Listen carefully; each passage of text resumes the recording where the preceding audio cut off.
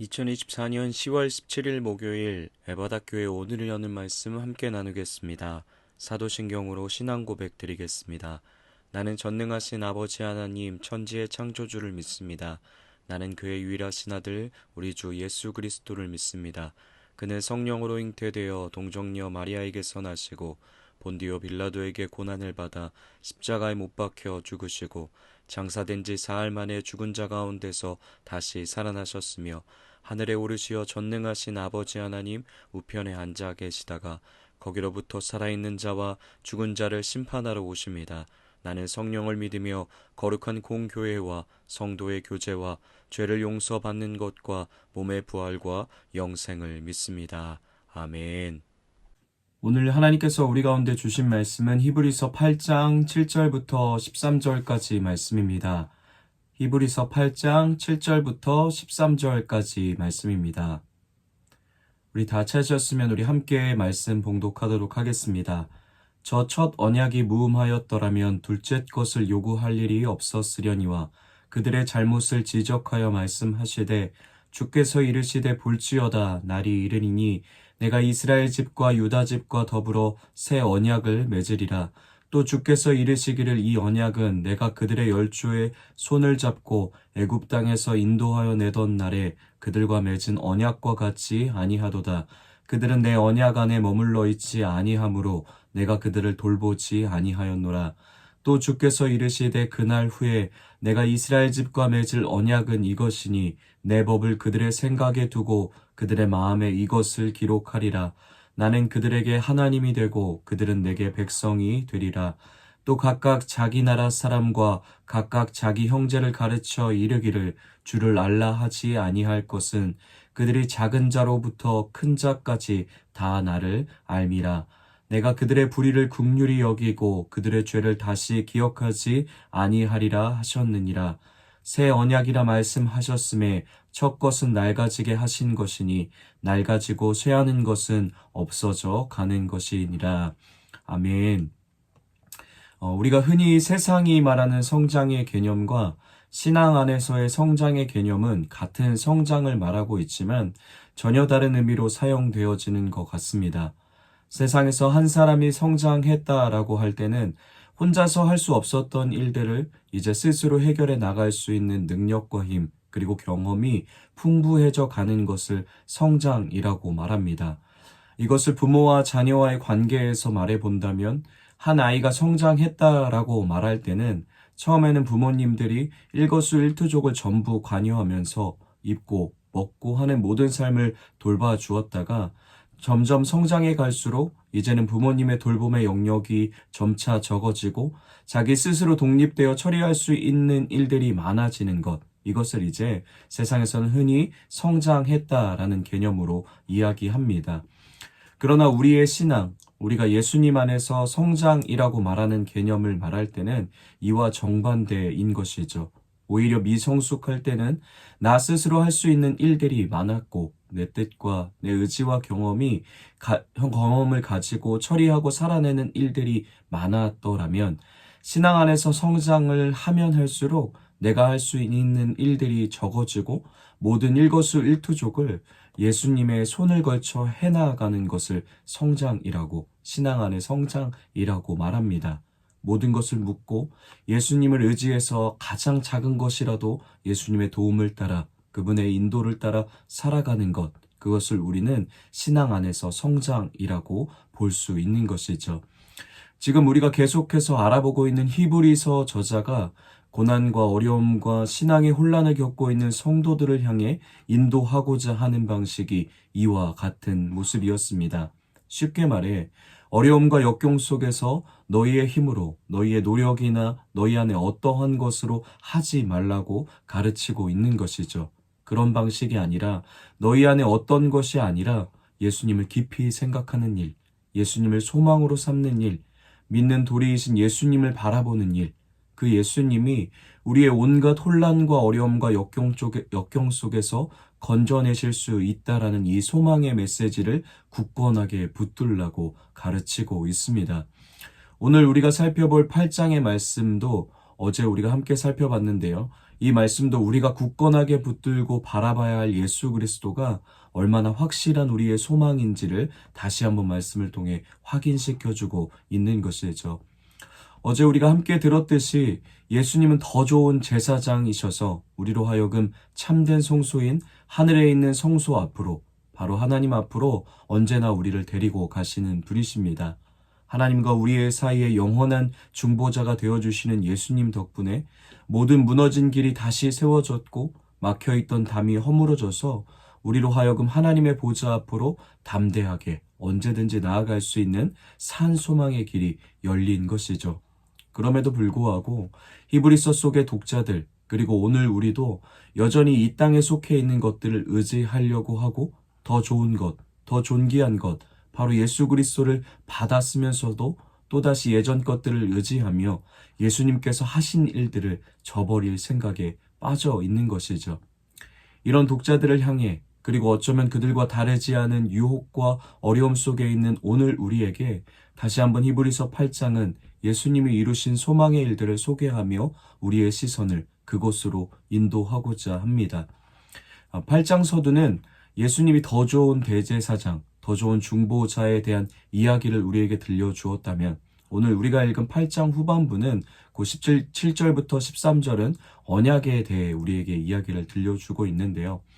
옛 언약보다 언약의 중보자이신 예수님을 통해 우리 가운데 허락된 새 언약이 얼마나 더 좋은지를 우리 가운데 확인시켜주고 있는 것이죠.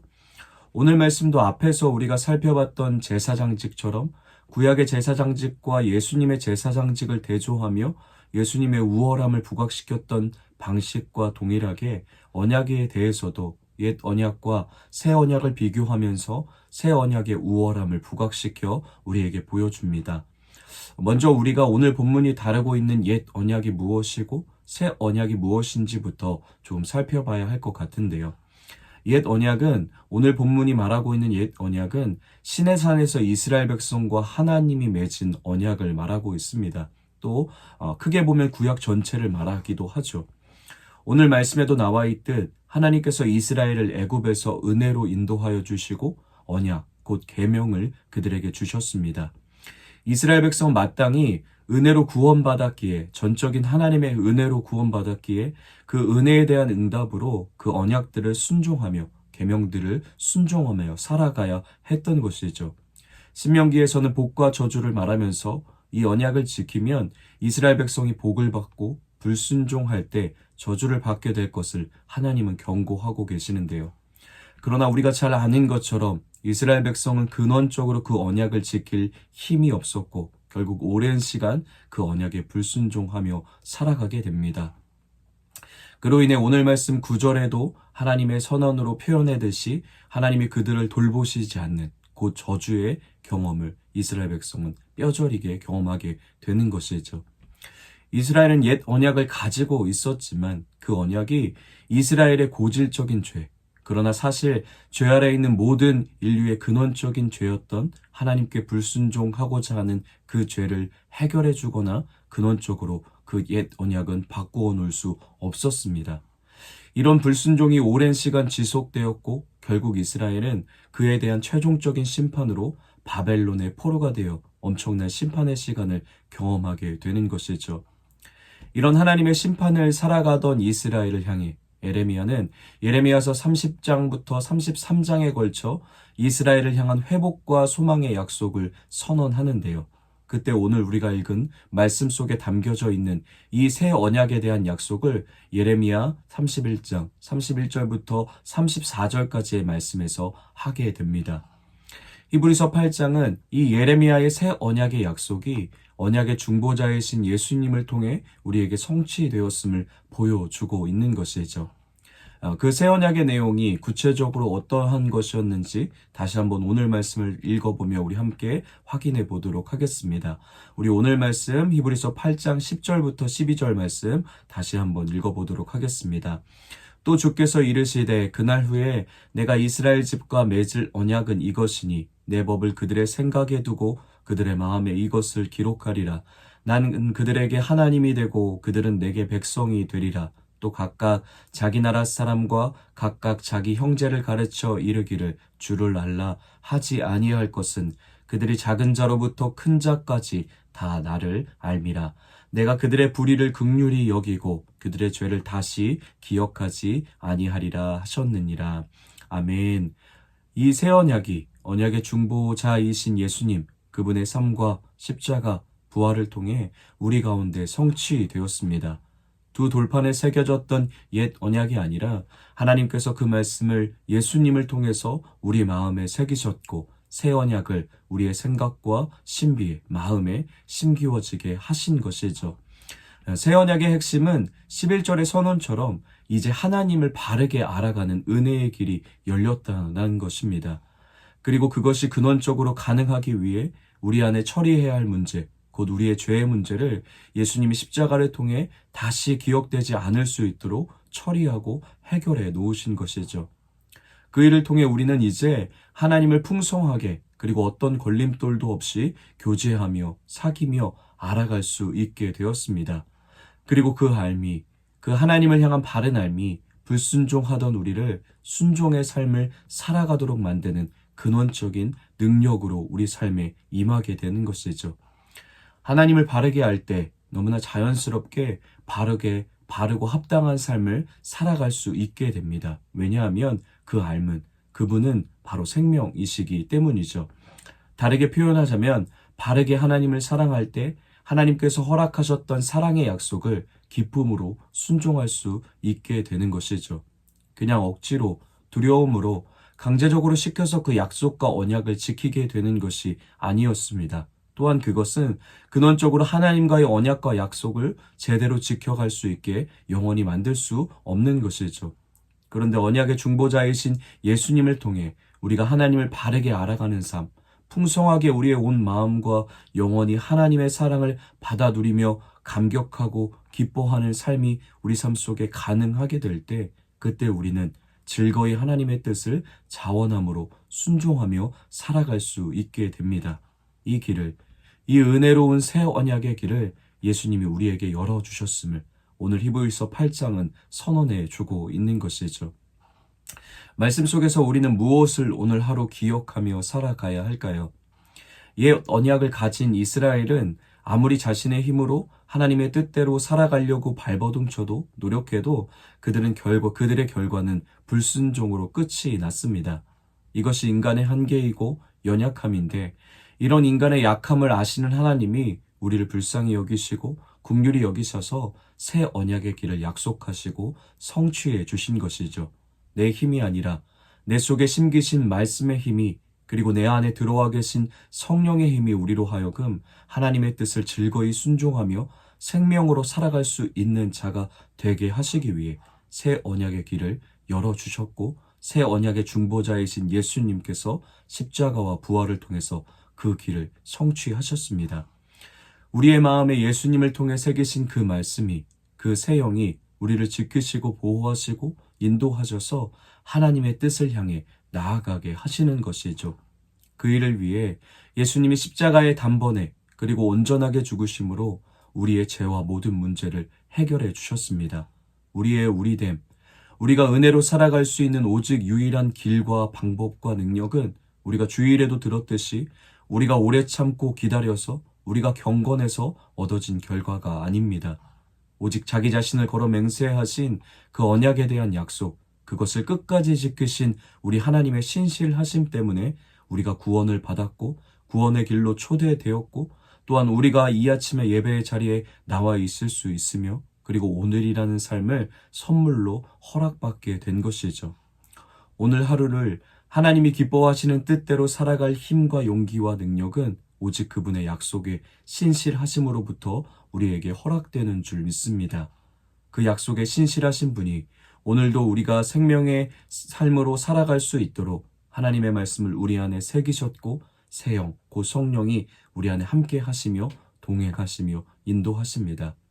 오늘도 우리의 힘이 아니라 자기 백성의 마음을 능력으로 변화시키시는 하나님의 새롭게 하시는 은혜를 힘입어 오직 그분을 의지함으로 한 걸음 한 걸음 하나님의 뜻을 삶으로 살아낼 수 있는 저와 여러분이 되길 우리 모든 에바다 공동체 되길 예수님의 이름으로 축복합니다.